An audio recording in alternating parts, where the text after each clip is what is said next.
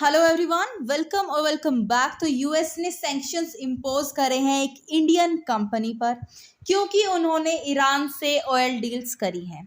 अब मैं आपकी जानकारी के लिए बता दूं, it is for the very first time कि यूएस ने किसी इंडियन कंपनी पर सैंक्शंस लगाए हैं। अगर हम यूएस सैंक्शंस की बात करें ना, तो यूएस जरा भी कतराता नहीं है सैंक्शंस लगाने में किसी भी कंपनी पर। आपने देखा भी होगा, आए दिन आर्टिकल्स आते रहते हैं, खबर आती रहती है कि चाइनीज कंपनी पर बैन लगा है, सैंक्शंस लगे हैं, यूएस ने इम्पोज करे हैं। बट एक बात यहाँ नोट करने की है कि यूएस ने कंपनीज पर पर्टिकुलरली सैंक्शंस लगाए हैं, ना कि गवर्नमेंट पर उस कंट्री की। तो सिर्फ एक ईरान ऐसी कंट्री है जिस पर भरमार सैंक्शंस लगे हुए हैं।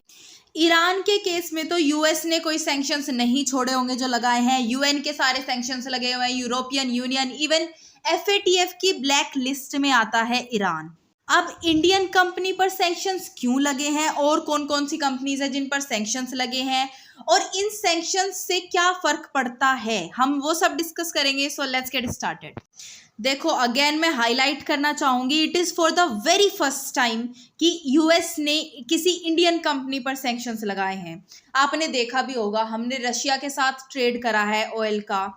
इवन जहां दुनिया भर में यूएस के डर से रशिया से कोई ट्रेड नहीं करना चाह रहा था, तब भी इंडिया ने ट्रेड करा रशिया से, और उस केस में भी इंडियन कंपनी पर या फिर इंडियन गवर्नमेंट पर यूएस का कोई भी सैंक्शंस नहीं लगा। जिस कंपनी पर सैंक्शंस लगे हैं उसका नाम है तिबालाजी पेट्रोकेम प्राइवेट लिमिटेड। ये मुंबई बेस्ड है और इस पर यह आरोप है कि इन्होंने मिलियंस ऑफ डॉलर्स वर्थ का ऑयल खरीदा है ईरान से, even when Iran is facing zillions of sanctions from European Union, United Nations, US, FATF and all that।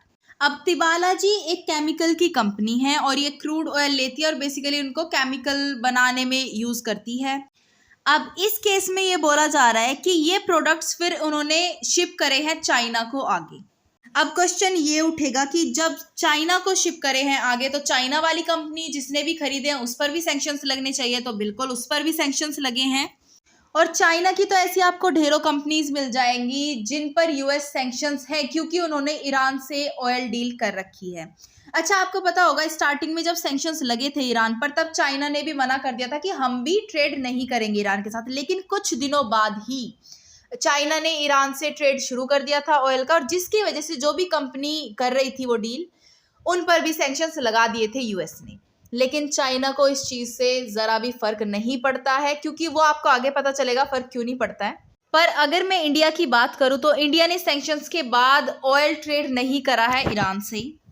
अच्छा, 8 कंपनी पर सैंक्शंस लगे हैं, जिनमें से कि ये तिबालाजी कंपनी एक थी, और जो बाकी कंपनीज है वो यूएई में है, हांगकांग में है और चाइना में है। जैसा कि मैंने अभी अभी बताया, India has abided by the sanctions imposed by the US on Tehran, कि हमने जो सैंक्शंस लगाए थे यूएस ने तेहरान पर, ईरान पर, उनकी हमने रेस्पेक्ट करी है और हमने रिफ्रेन करा है खुद को कि हम ईरान से इंपोर्ट ना करें कोई भी पेट्रोलियम प्रोडक्ट। तिबालाजी एक ग्रोइंग पेट्रोकेमिकल ट्रेडिंग कंपनी है, लेकिन रिपोर्ट्स की माने तो ये बताया जा रहा है कि इन्होंने ईरानियन मटेरियल इंपोर्ट जरूर करा इंडिया में, लेकिन इंडिया के लिए नहीं, खुद के लिए नहीं, बल्कि चाइना के लिए। देखो, वैसे यूएस ने 2015 में ईरान से जो सैंक्शंस थे वो लिफ्ट कर दिए थे, जब ईरान ने एक एग्रीमेंट साइन करा था with the 5 permanent members of UN security council कि हाँ ठीक है, जो भी उनका न्यूक्लियर प्रोग्राम था उसको वो कम करेंगे। बट फिर डोनाल्ड ट्रंप ने उस डील से विथड्रॉ कर लिया और तभी तेहरान ने भी अपना जो न्यूक्लियर वेपन कैपेबल प्रोग्राम था वो दोबारा से रिस्टार्ट कर दिया और फिर से उनके ऊपर सैंक्शंस लग गए। अच्छा, इफेक्ट्स की बात कर लेते हैं कि कोई भी कंपनी पर अगर यूएस सैंक्शंस लगते हैं तो उसके क्या इफेक्ट रहते हैं, और इससे ही आपको क्लियर हो जाएगा कि चाइना को ज्यादा फर्क क्यों नहीं पड़ता कि उनकी इतनी सारी कंपनीज पर सैंक्शंस लग चुके हैं। देखो, जो भी इनके एसेट्स होंगे, प्रॉपर्टी होंगी और बैंक अकाउंट्स होंगे यूएस में, वो सारे सीज कर लिए जाएंगे, ठीक है, कोई भी ट्रांजैक्शन नहीं होगी। दूसरा, जो अमेरिकन भी इस डील में शामिल होंगे, जो कंट्रोल करते होंगे उन एसेट्स को, उन पर भी सैंक्शंस लगेंगे। अब देखो, चाइना के एसेट्स, जिन भी कंपनीज पर चाइना की सैंक्शंस लगा है, उनके कोई एसेट्स नहीं पाए गए यूएस में, कोई बैंक अकाउंट्स नहीं पाए गए, तो वो सीज क्या ही करेगी यूएस गवर्नमेंट। और इससे ज्यादा यूएस गवर्नमेंट सिर्फ ये कर सकती है कि जब उस कंपनी से रिलेटेड कोई भी हेड या कोई भी पर्सन उनकी कंट्री में आए तो वो उसको एंट्री ना दे। अब देखो, इसीलिए जो चाइनीज कंपनीज हैं उनको ज़्यादा कुछ फ़र्क नहीं पड़ा, क्योंकि इससे ज़्यादा यूएस गवर्नमेंट कुछ नहीं कर सकती। अब वापस आते हैं यूएस इंडिया पर। देखो, इंडिया और यूएस के जो रिलेशंस है ना, फिलहाल वो काफ़ी टेंशन से गुजर रहे हैं। जब से यूक्रेन रशिया वॉर शुरू हुआ तब से भी, और फिर इंडिया ने रशिया को अपोज नहीं करा, फिर दूसरा जो सैंक्शंस लगाए थे वो भी नहीं माने, और ट्रेड हमारे बीच, इंडिया और रशिया के बीच होता रहा। तो बेसिकली ये सब यूएस को खटकता है, तो उस वजह से थोड़ी सी टेंशन आई है इंडिया और यूएस के रिलेशंस में।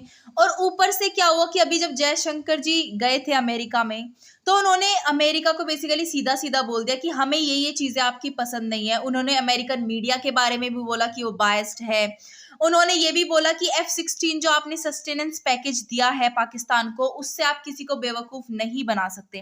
तो काफ़ी स्ट्रॉन्ग स्टेटमेंट देते हुए अपनी बात रखी है इंडिया ने।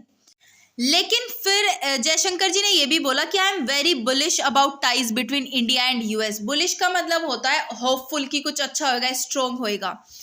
तो मतलब ये भी एक पॉजिटिव नोट पे एंड कर दिया था उन्होंने अपना स्पीच। और फिर यूएस ने भी ऑफर करा था कि हम इंडिया के साथ मिलकर ड्रोन्स बनाएंगे। तो टाइज ऐसा नहीं है कि बहुत ज़्यादा कुछ खराब है, लेकिन फिर भी थोड़ी बहुत टेंशन्स हमारे बीच है। और ऊपर से अभी फिर इंडियन कंपनी पर सैंक्शंस लगा देना कुछ सही स्टेप नहीं था when it comes to the relations between US and India. अभी देखते हैं, अभी इंडिया का इस चीज़ पे कोई स्टेटमेंट नहीं आया है। जब आएगा तो मैं आपको बता दूंगी। I will keep you updated. So this was the news for you guys. I hope you loved it. If you did, please give it a thumbs up and subscribe to my channel. And I'll see you in the next video. Till then, stay happy, healthy, and bye.